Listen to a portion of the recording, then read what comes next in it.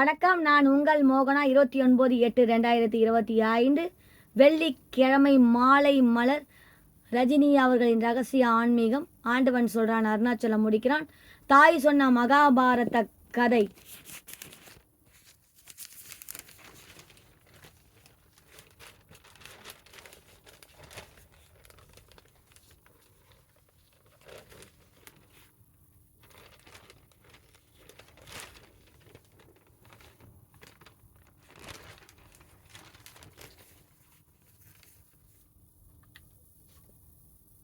Super star Rajini அவர்கள் சிவாஜி ராவாக பெங்களூரில் பிறந்தது பற்றி நேற்று பார்த்தோம். நேற்றுடைய கதைதான் இது. அவரது பெற்றோர் ரணோஜிராவ் ராம்பாய் தம்பதியர் கட்டுப்பாட்டுடன் வளர்க்க தொடங்கினார்கள். ரணோஜிராவ் ராம்பாய் தம்பதிக்கு 4 குழந்தைகள் பிறந்தனர். 3 ஆண், 1 பெண். 3 ஆண்களில் மூத்தவர் சத்யநாராயண ராவ் அவர்கள், 2வதாக பிறந்தவர் நாகேஸ்வர் ராவ் அவர்கள், 3வதாக நாம் இப்போது சூப்பர் ஸ்டார் ரஜினி அவர்கள் என்று அழைக்கும் சிவாஜி ராவ் பிறந்தார். சிவாஜி ராவ் அவர்கள் பிறந்தபோது மூத்த அண்ணன் சத்யநாராயணன் அவர்களுக்கு 5 வயது, இளைய அண்ணன் நாகேஸ்வர் ராவுக்கு 3 வயது ஆகியிருந்தது. அவர்களது அக்கா அஸ்வத் பாலு பாய் என்று அழைக்கப்பட்டார். சிவாஜிராவ் அவர்கள் சிறு வயதிலேயே துருதுருவென இருப்பார். ஒரு இடத்தில் அமைதியாக உட்கார்ந்திருக்கும் இயல்பு அவரிடம் இருந்ததே இல்லை. முதல் வயதில் இருந்தே அவரிடம் வயதுக்கு மீறிய சுட்டித்தனம் காணப்பட்டது. வயது ஆக ஆக அவரது முகத்தில் தேஜஸ் வந்து ஒட்டி கொண்டது. அவர் மீது தந்தை ரணோஜி ராவும் தாய் ராம்பாயும் அளவு கடந்த பாசத்தை பொழிந்தார்கள். குறிப்பாக தாய் ராம்பாய் தினமும் சிவாஜிராவுக்கு ஆன்மீகம் தொடர்பான கதைகளை சொல்லி வளர்த்தார். சிறு வயது சிவாஜிராவுக்கு அந்த கதைகள் புரிந்தோ புரியவில்லையோ தெரியாது. ஆனால் சிவாஜிராவ் அவர்கள் மனதில் தாக்கத்தை ஏற்படுத்தியதை அவரும் அவரது சகோதரர்களும் தெரிவித்த பல்வேறு பேட்டிகள் மூலம் உணர்ந்து கொள்ள முடிகிறது.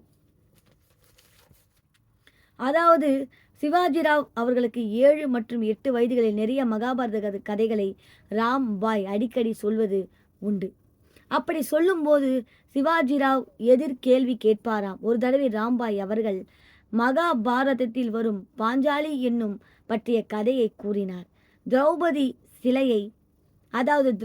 சேலையை உரிந்து துச்சோதனன் மானபங்கம் செய்தபோது கிருஷ்ணர் சேலையை விட்டு கொண்டே இருந்தார் என்று சிவாஜிராவிடம் கதை சொன்னார். அதை கேட்டதும் சிவாஜிராவ் அவர்கள், சாமிக்கு என்ன வேற வேலையே இல்லையா? அவர் இப்படி அவ்வளவு சேலைகளை கொடுத்து கொண்டே இருக்க முடியும் என்று எதிர்கேள்வி கேட்டாராம். அதற்கு ராம்பாய் அவர்கள் பல தடவை விட சொல்ல முடியாமல் போனது. ஆனால் சிவாஜிராவ் அவர்கள் விடுவதில்லை. மகாபாரத கதைகளில் ஏற்படும் சந்தேகத்தை தமது அண்ணன் சத்யநாராயண் அவர்களிடம், அப்பாவிடம் கேட்பார். ஆனால் அவர்களும் ஏதாவது சொல்லி சமாளிப்பார்கள். அவர்கள் சொல்லும் பதிலும் சிவாஜிராவ் அவர்களுக்கு திருப்தி ஏற்படாது. எனவே சிவாஜிராவ் அவர்கள் மிக சிறிய வயதிலேயே ஆன்மீக கதைகள் கேட்டு வளர்ந்தாலும் அதில் ஒரு முழுமையான நிலையை எட்ட முடியாத சூழ்நிலை இருந்தது. அதற்கு காரணம் அவரது குடும்பத்தில் நிலவிய சூழ்நிலைகளே சொல்லலாம். சிவாஜிராவ் அவர்கள் தந்தை எந்த அளவுக்கு பாசத்தை காட்டினாரோ அதைவிட 2 மடங்கு அதிவேகமாக கண்டிப்பையும் வெளிப்படுத்தினார். சிவாஜிராவ் அவர்களுக்கு 5 வயது ஆனபோது அவரை கவிபுரத்தில் உள்ள பிரீமியர் அரசு மாடல் பள்ளியில் 1 வகுப்பில் சேர்த்தனர். முதல் ஆண்டு சிவாஜிராவ் அவர்கள் நல்ல பெயர் எடுத்தார். நல்ல பையன், நல்ல படிக்கிறான் என்று சொன்னார்கள். அதற்கு காரணம் 5 வயதிலேயே சிவாஜிராவ் அவர்கள் ஆன்மீகத்தின் பக்கம் அவரது மூத்த அண்ணன் சத்யநாராயண ராவ் அவர்கள் திருப்பி விட்டு இருந்தது தான். சிவாஜிராவ் அவர்கள் படித்த பிரீமியர் மாடல் பள்ளியில் உள்ள ஆன்மீக குருக்களுக்கு தேவையான உதவிகளை செய்யும் வேலையை சிவாஜிராவ் அவர்கள் கொடுத்திருந்தனர். சிவாஜிராவ் அவர்கள் சேர்க்கப்பட்ட பிரீமியர் மாடல் பள்ளி அருகே ஆசிரம் ஒன்று இருந்தது. அந்த ஆசிரமத்தில் லயன் பாரதி சுவாமிஜி தலைவராக இருந்தார். அவருக்கு 6 வயது சிவாஜிராவ் அவர்கள் நிறைய பணி விடைகள் செய்தனர். சிவாஜிராவ் அவர்களின் 10 வயது வரை இந்த சேவை தொடர்ந்தது. இதன் காரணமாக மிக சிறு வயதிலேயே சிவாஜிராவ் அவர்களுக்கு ஒரு வித ஈர்ப்பு ஏற்பட்டு விட்டது. இந்து மத கடவுள்கள் பற்றி சிறு வயதிலேயே சிவாஜிராவ் அவர்கள் புரிய ஆரம்பித்தது. இதனால் 1ஆம் வகுப்பு முதல் 5ஆம் வகுப்பு வரை ஆன்மீகத்தில் உள்ள அத்தனை நல்ல ஒழுக்கங்களையும் சிவாஜிராவ் அவர்கள் அங்குள்ள ஆன்மீக பெரியவர்கள் சொல்லிக் கொடுத்தனர். இதனால் மிக சிறிய வயதில் சிவாஜிராவ் அவர்கள் புடம் போட்ட தங்கமாக ஜொலித்தார். சிவாஜிராவ் அவர்கள் 9 வயது ஆனபோது அவரது வாழ்க்கையில் மிகப்பெரிய திருப்பம் ஏற்பட்டது. ஆஸ்துமா நோயால் பாதிக்கப்பட்ட அவரது தாய் ராமாபாய் அவர்கள் உடல் நலம் இல்லாமல் ஒரு நாள் சிவாஜிராவை பார்க்க வேண்டும் என்று ராமாபாய் அவர்கள் கூறினார்கள். உடனே மூத்த அண்ணன் சத்யநாராயணன் ராவ் வீட்டுக்கு வந்து சிவாஜிராவை அழைத்து கொண்டு ஆஸ்பத்திரிக்கு சென்றார். சிவாஜிராவை அவர்கள் பார்த்ததும் அந்த தாய் முகம் மலர்ந்தது. என்றாலும் அவர் உள்ளம் மனம் இனி நாம் பிழைக்க மாட்டோம் என்று நினைத்தது. இதனால் ராம்பாய் அவர்கள் கண்ணீர் மல்க சிவாஜிராவை அழைத்து அவரது கைகளில் முத்தமிட்டு வாழ்த்தி அனுப்பினார். மறுநாள் ராம்பாய் அவர்கள் உயிர் பிரிந்தது. அப்போது அந்த சிறிய வயதில் சிவாஜிராவுக்கு தாயின் இழப்பு முழுமையாக புரியவில்லை. ஆனால் தாய் இழப்புக்கு பிறகு அவர் பட்ட துன்பங்களும் துயரங்களும் ஏராளம். தாய் பாசம் இல்லாததால், தாய் அணைவணிப்பு இல்லாததால் சிவாஜிராவின் பழக்க வழக்கங்களிலும் செயல்பாடுகளிலும் மிகப்பெரிய மாற்றங்கள் ஏற்பட்டன. பள்ளியில் ஆன்மீகம் மூலம் நல்ல அடித்தளம் ஏற்படுத்தப்பட்டு இருந்தாலும் அறிவுரை சொல்ல அருகில் தாயில்லாததால் ஆன்மீகம் அவருக்கு கை கொடுக்கவில்லை என்றுதான் சொல்ல வேண்டும். குடும்பமாக பள்ளியில் ஆன்மீகம் நல்ல அடித்தளம் ஏற்பட்டு இருந்தாலும் அறிவுரை சொல்ல அருகில் தாயில்லாததால் ஆன்மீகம் அவருக்கு கை கொடுக்கவில்லை என்றுதான் சொல்ல வேண்டும். குறிப்பாக 9 வயதில் சிவாஜிராவ் அவர்கள் பெரும்பாலும் தனித்து விடப்பட்ட நிலையில் இருந்தார்.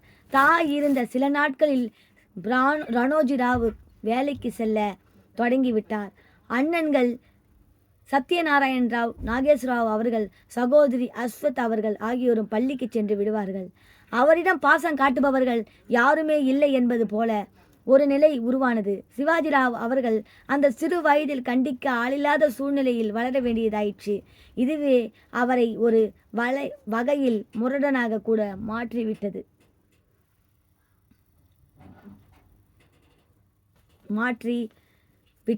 இது பற்றி ரஜினி அவர்கள் பல தடவை சொல்லியிருக்கிறார். ஒரு தடவை அவர் இது பற்றி குறிப்பிடும்போது, சிறு வயதில் நான் அண்ணனின் அரவணைப்பில் மட்டுமல்ல யார் அன்பையும் அனுபவித்து வளரவில்லை.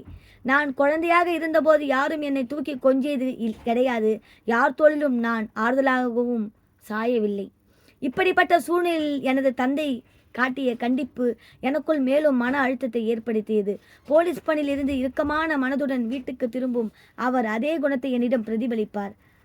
பெல்ட்டால் எனக்கு கடுமையான அடி விழும், தாங்க முடியாமல் அழுவேன். இதனால் என் மனதுக்குள் ஒரு பிடிவாத குணம் உருவாகி வளர்ந்தது என்று குறிப்பிட்டுள்ளார். தந்தை அதிகம் பாசம் கொண்டிருந்தாலும் அதை அவர் சிவாஜிராவிடம் வெளிப்படுத்துவது இல்லை.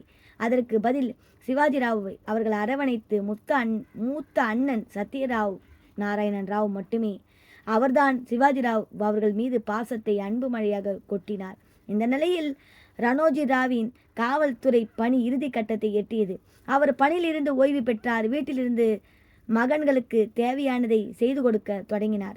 அப்போதும் சிவாஜிராவ் அவர்கள் மீது தான் கடுமையான கட்டுப்பாடுகள் விதிக்கப்படும். இதற்கிடையே ரணோஜிராவ் தனது காவல்துறை பணத்தை பயன்படுத்தி அனுமந்த் நகரில் சொந்த வீடு கட்டி குடியேறினார். அந்த வீட்டு முன்பு சிறிய பொட்டி கடை வைத்தார்.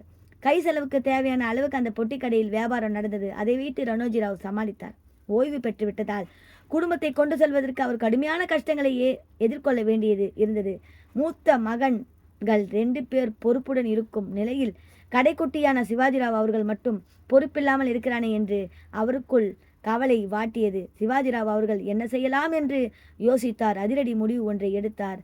அதை பற்றி நாளை காணலாம் அப்படின்னு போட்டிருக்காங்க. நாளையும் இருக்கான். இதோ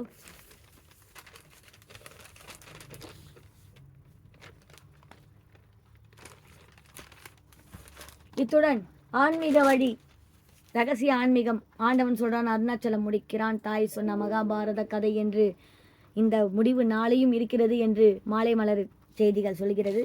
சிவாஜிராவ் அவர்கள் என்ன செய்யலாம் என்று யோசித்தார். அதிரடி முடிவு ஒன்றை எடுத்தார். அது பற்றி நாளையும் காணலாம்.